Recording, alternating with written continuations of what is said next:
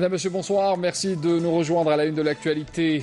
D'abord, dans le plan d'action, Ahmadou Yahya avait évoqué un chapitre sur la communauté algérienne résidente à l'étranger avec une volonté du gouvernement de consolider les liens avec nos compatriotes à travers divers mécanismes. On écoutera les avis des députés représentant la communauté à l'APN. La rentrée de la formation professionnelle, c'est dans quelques jours. L'occasion pour nous de parler de cet institut de l'enseignement et de la formation professionnelle de Gherdaya qui accueille cette année près d'un millier de nouveaux candidats avec différents choix de spécialités qui leur sont proposés. Commémoration du 59e anniversaire de la création du GPRA au Centre national des études et des recherches sur le mouvement national de la Révolution. Cette conférence s'est penchée notamment sur le rôle de cette institution révolutionnaire dans l'internationalisation de la cause nationale. Conférence de presse également ce matin pour annoncer que 9 étapes sont inscrites au menu de la 3e édition du rallye Auto-Moto Challenge Sahari International prévu du 4 au 12 décembre de cette année entre Oran et Béchar sur une distance de 1117 km. On écoutera le président de la Fédération de sport mécanique dans ce journal. Bienvenue à tous. Poursuite des débats à l'Assemblée populaire nationale concernant le plan d'action du gouvernement. Vous le savez, c'est un plan présenté dimanche par Ahmadou Yahya, le Premier ministre. Les présidents des groupes parlementaires sont intervenus également. Aujourd'hui, après cette séance matinale de débat avec les députés, les présidents des groupes parlementaires qui se sont donc exprimés sur le contenu du plan d'action du gouvernement. On aura l'occasion, bien sûr, d'y revenir dans nos prochaines éditions. Et sachez que la journée de jeudi, donc cette journée qui sera consacrée, elle, aux réponses du Premier ministre et aussi au vote de ce plan d'action gouvernemental qui a été présenté dimanche dernier. Toujours à propos de ce plan d'action, Ahmadou Yahya, lorsqu'il avait présenté donc ce document, il avait évoqué notamment ce chapitre consacré à la communauté algérienne résidente à l'étranger avec une volonté du gouvernement de consolider les liens avec nos compatriotes à travers divers mécanismes. Qu'en pensent les députés représentant notre communauté et quelles sont les attentes aujourd'hui de cette diaspora estimée à plus de 5 millions de personnes? Élément de réponse avec Abdelmajid Bankassi.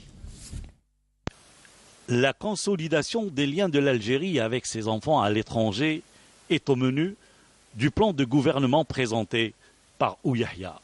Monsieur le Président et son programme, il insiste de préparer un terrain favorable en matière d'emploi, en matière de logement, en matière d'investissement.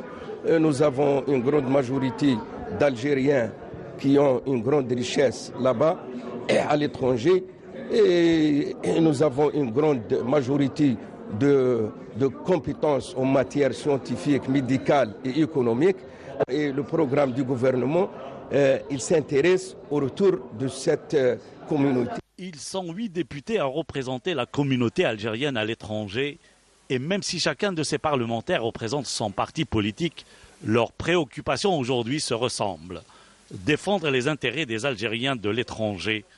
Et ce ne sont pas les problèmes qui manquent. Les logements achetés avec des devises, avec de l'argent, avec l'euro, ils veulent acheter.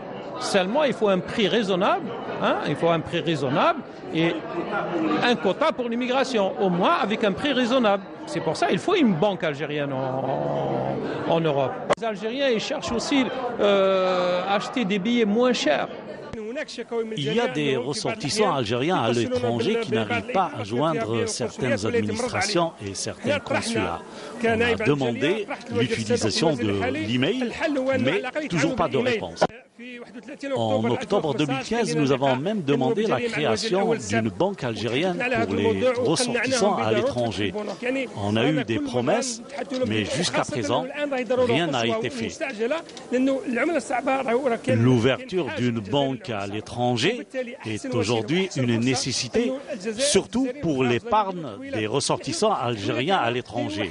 L'Algérie a besoin d'argent, surtout vu que beaucoup de pays sont sont en train de transférer vers leur pays d'origine plus de 30 milliards de dollars annuellement. Il n'y a pas une stabilité, c'est-à-dire sécuritaire, dans beaucoup de pays tels que la Syrie, l'Égypte, la Libye, avec la fermeture de plusieurs ambassades.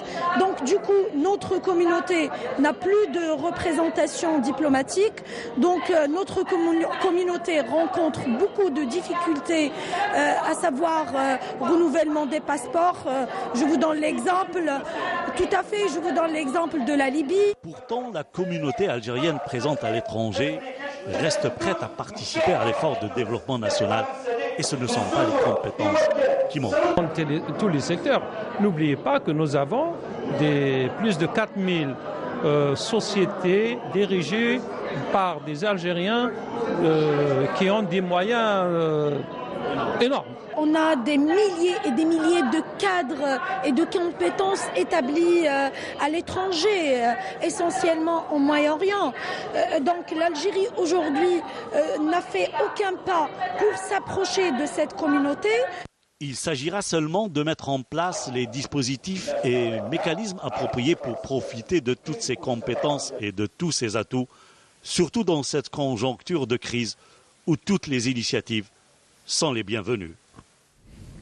Une convention de partenariat portant sur la formation et le perfectionnement des personnels dans le secteur du tourisme et de l'hôtellerie a été signée ce mardi à Alger entre le groupe Hôtellerie, Tourisme et Thermalisme, le HTT du ministère du Tourisme et le Fonds national de développement de l'apprentissage et de la formation continue, la FNAC. Cette convention concerne la formation des maîtres d'apprentissage chargés de l'encadrement pédagogique et des apprentis au niveau des filiales du groupe HTT dans de nombreuses spécialité. On écoute à ce propos les déclarations du ministre du Tourisme suivi du ministre de la Formation professionnelle au micro de Hasna Zoubeli. On a signé une convention de travail avec le ministère du Tourisme pour la formation initiale dans des domaines différents, dans des spécialités différentes de ce secteur, et aussi et surtout dans la formation continue des travailleurs déjà recrutés et déjà en poste dans ce secteur. Tout le monde sait que les compétences comme les techniques et les technologies avancent très vite et donc le renouvellement, l'actualisation des connaissances et des compétences des travailleurs doivent être de mise. C'est dans ce sens que nous avons signé cette convention. Cette convention porte sur la formation de 3330 salariés du groupe Hôtellerie, Tourisme et Thermalisme pour une durée de 3 ans qui coïncidera avec la fin des travaux de réhabilitation de certaines infrastructures hôtelières. L'occasion pour nous de parler aussi de cette rentrée de la formation professionnelle prévue dimanche prochain, le 24. Et vous parlez ce soir de l'exemple de cet institut de l'enseignement et de la formation professionnelle de Gherdaya qui accueille cette année près d'1 millier de nouveaux candidats avec différents choix de spécialités qui leur sont proposés. Souhila Djabara. Plus de 1000 candidats ont rejoint cette année l'Institut de l'enseignement et de la formation professionnelle de Gherdaya. Les stagiaires sont orientés selon leurs préférences. Personnellement, j'ai opté pour la gestion et l'économie de l'eau, une spécialité qui me tient à cœur car j'ai une préférence pour les matières scientifiques. Ma spécialité sera l'administration et les réseaux informatiques, une spécialité pour laquelle beaucoup de mes amis ont opté.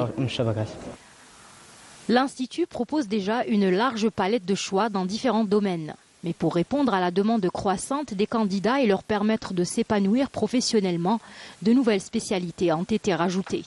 Pour cette nouvelle session, l'Institut va ouvrir 7 nouvelles spécialités pour les 935 nouveaux inscrits. Aujourd'hui, on a procédé aux tests écrits pour évaluer les candidats et les aider à faire leur choix. Ces nouvelles spécialités ont été introduites selon les besoins économiques et sociaux de la région, tels que l'électronique, l'électricité ou encore la construction. Et pour faire valoir ces nouvelles spécialités, la direction de la formation professionnelle a organisé une exposition à travers les différents centres que compte la wilaya de Gherdaya. Les candidats auront ainsi une idée plus claire sur les métiers qu'ils devront choisir. Dans l'actualité aussi, un atelier de formation sur l'arbitrage international s'est tenu aujourd'hui à Alger en présence d'experts, de juristes et d'une représentante de la Commission des Nations Unies pour le droit commercial international. Et lors de cet événement, le ministre des Finances, Abdelrahman Raouia, avait souligné que la maîtrise des connaissances juridiques est vitale pour les entreprises économiques nationales qui travaillent en partenariat avec les sociétés étrangères, et cela afin d'éviter les préjudices financiers en cas d'arbitrage international. Un autre atelier régional cette fois sur le thème « Quel reporting pour la sécurité et la santé au travail dans les objectifs de développement durable » a été organisé aujourd'hui. Le secrétaire général du ministère du Travail, Mohamed Riyad, avait mis l'accent sur la volonté de l'État de promouvoir la politique nationale de prévention des risques professionnels. Plus de détails avec Amélie Siritir. L'investissement dans la prévention et l'amélioration des conditions de travail au niveau de l'entreprise demeure une exigence dont l'impact est positif sur le rendement des travailleurs. C'est ce qui a été souligné lors de la rencontre régionale qui a pour thème « Quel reporting pour la sécurité et la santé au travail dans les objectifs de développement durable ?» Partage d'expérience pour un système efficient de recueil et d'analyse des données en sécurité et santé au travail. لا شك أن التجربة الجزائرية نظرا يعني المجهود الجزائري. L'expérience algérienne a réussi grâce notamment aux efforts du gouvernement qui finance et accompagne le projet de coopération Sud-Sud pour le dialogue social et la protection sociale qui renforce les liens entre l'Algérie et les pays partenaires, ce qui permet un échange riche et constructif d'expériences. Nous sommes du domaine. Lors de cette rencontre, nous allons présenter des suggestions qui seront tirées de la commission restreinte. Cette dernière se compose de médecins et de spécialistes dans le domaine qui réaliseront une étude précise et objective. Depuis les années 70, l'État algérien prend en charge tous les problèmes des travailleurs et leur santé. Lors de cette rencontre, la problématique posée est comment regrouper toutes ces informations qui sont en relation avec la santé au travail et les étudier afin de tirer les points positifs et négatifs qui concernent la sécurité sociale. Les participants à cette rencontre ont relevé l'importance d'engager une réflexion sur l'élaboration d'une stratégie nationale visant l'amélioration des conditions de travail, de la santé et de la sécurité des travailleurs, souhaitant que les travaux de cette rencontre aboutissent à de nouvelles recommandations exploitables dans ce domaine. On s'arrête un instant sur le thème de la santé pour vous parler de cette journée organisée par le ministère du Commerce. Une journée de sensibilisation pour parler des risques d'une surconsommation de sucre. Le ministère rappelle par ailleurs que la mesure d'étiquetage des produits permet aux consommateurs de prendre ces précautions pour éviter les excès. Abdelhalim Aïcha. Avec cette journée d'études, le ministère du Commerce vise à sensibiliser la population sur les dangers que peut représenter la consommation excessive de sucre, ainsi que sur les possibilités de réduire la facture d'importation des sucres et autres produits dérivés, dont la valeur est estimée à 689 millions de dollars pour les 7 premiers mois de l'année en cours. Les opérateurs, entreprises et structures de la société civile, comme l'Association de protection du consommateur, sont présents pour débattre. Et à cette occasion, il y aura également une annonce de certains opérateurs qui prendront des mesures pour réduire la quantité de sucre, surtout dans les boissons. Cette initiative est prise par le ministère depuis des années et la poursuit pour participer à protéger la santé publique. Le consommateur devrait avoir la possibilité de choisir en toute conscience lors de l'achat de produits alimentaires avec le décret ministériel conjoint relatif à l'étiquetage des produits alimentaires qui doit apporter des informations détaillées aux consommateurs sur la composition du produit. Parmi les recommandations, il y a celles réglementaires qui ont été validées par le ministère du Commerce, à savoir l'étiquetage nutritionnel qui sera obligatoire et généralisé à tous les produits alimentaires pour que le consommateur puisse choisir en toute liberté. La sensibilisation du consommateur et la communication restent les principaux leviers qui permettront de prévenir les maladies liées à une consommation excessive de sucre. La commémoration à présent du 59e anniversaire de la création du GPRA. C'était au Centre national des études et des recherches sur le mouvement national de la Révolution. Cette conférence s'est penchée particulièrement sur le rôle de cette institution révolutionnaire dans l'internationalisation de la cause nationale. Les détails avec Salam Kasser. Les participants à cette conférence sur le gouvernement provisoire de la République algérienne et son rôle dans la conduite de la lutte de libération 1958-1962 ont mis en avant le rôle de ce gouvernement dans l'internationalisation et la mobilisation de la communauté internationale autour de la cause algérienne. Un film documentaire a été projeté à cet effet. La journée a été également célébrée au siège du journal El Moudjahid par l'association Mesh'al el-Shahid, où le patriote Ahmed Boumoundjel a été honoré pour son parcours révolutionnaire à travers le livre de Ammar Belkhouja.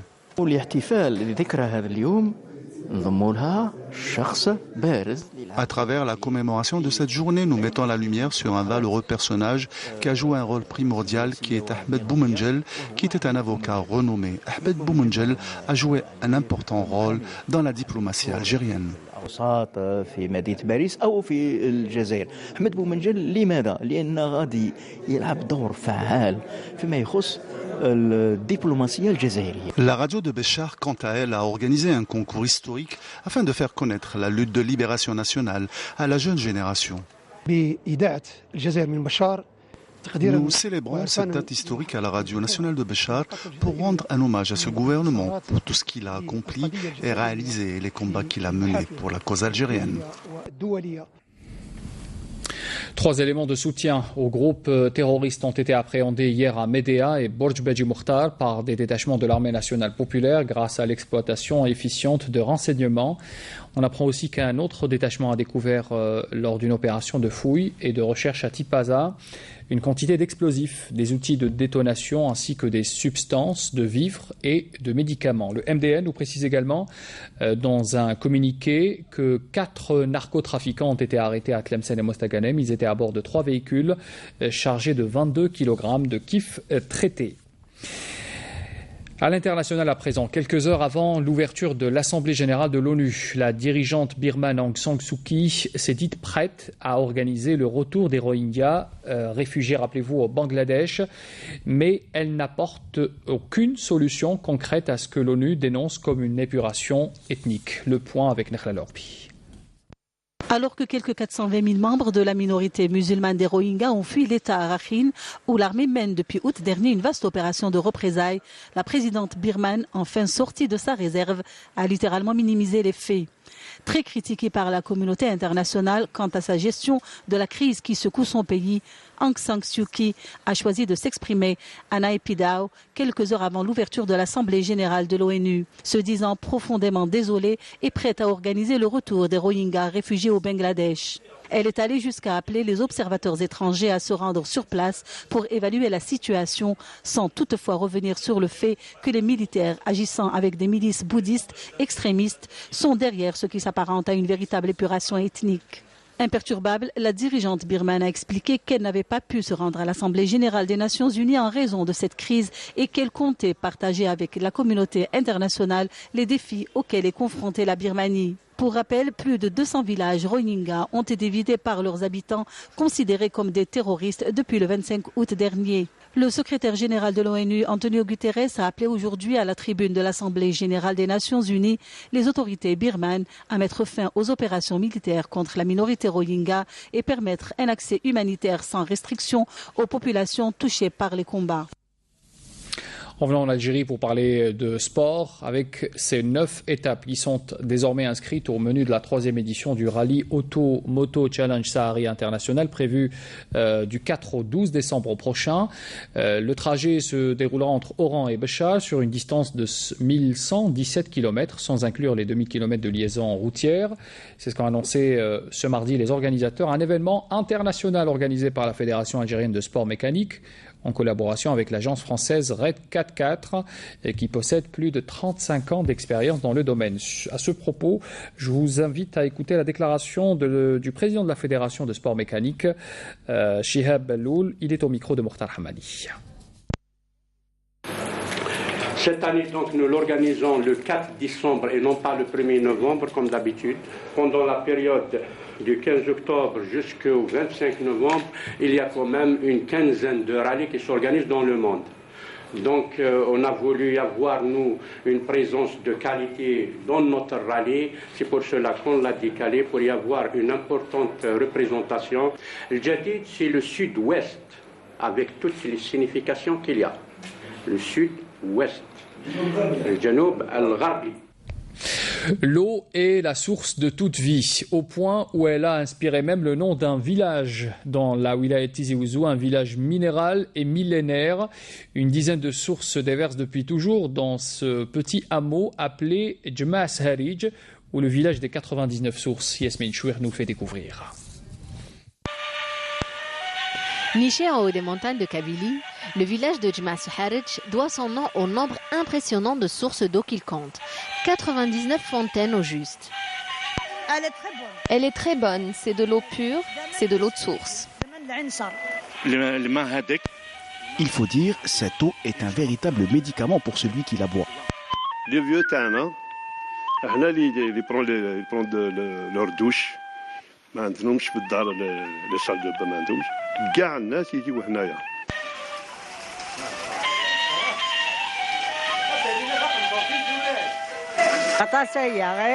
Ces fontaines existent depuis très très longtemps, d'aussi loin que je me souvienne, elles ont toujours été là. Des sources abondantes en eau claire et limpide et dans l'histoire remontent, comme celle de tout le village, à la civilisation romaine. Aujourd'hui pourtant, seulement 22 d'entre elles sont opérationnelles et continuent à se déverser généreusement au plus grand plaisir des villageois. Jmas Harij, elle a 99 sources. Donc, alors, c'est la plus grande, avec une autre à côté. Et à l'intérieur du village, il y a des sources réservées uniquement pour les femmes, à l'intérieur.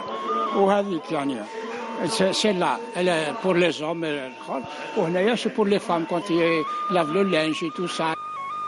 L'eau du village de Jmas Harij porte en elle une histoire ancestrale, une eau qu'elle amène du cœur de la terre afin de la compter et ainsi étancher la soif des visiteurs.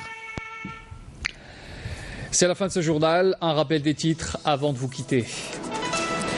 Dans le plan d'action, Ahmedou Yahya avait évoqué un chapitre consacré à la communauté algérienne résidente à l'étranger avec une volonté du gouvernement de consolider les liens avec nos compatriotes. À travers divers mécanismes, nous avons écouté les avis des députés représentant la communauté à l'APN. La rentrée de la formation professionnelle, c'est dans quelques jours. L'Institut de l'enseignement et de la formation professionnelle de Gherdaya accueille cette année près d'1 millier de nouveaux candidats. Différents choix de spécialités leur sont proposés. La commémoration du 59e anniversaire de la création du GPRA au Centre national des études et recherches sur le mouvement national de la révolution algérienne, avec cette conférence qui s'est penchée sur le rôle de cette institution révolutionnaire dans l'internationalisation de la cause algérienne. Et puis 9 étapes sont retenues et inscrites au menu de la 3e édition du Rallye Auto-Moto Challenge Sahari International prévu du 4 au 12 décembre. Entre Oran et Béchar, une distance de 1117 km. Nous avons écouté à ce propos le président de la Fédération de sport mécanique dans ce journal. Merci de l'avoir suivi. Très bonne soirée à tous. Rendez-vous demain pour l'information à midi avec Amina Zahouf. Je vous retrouve à 19h.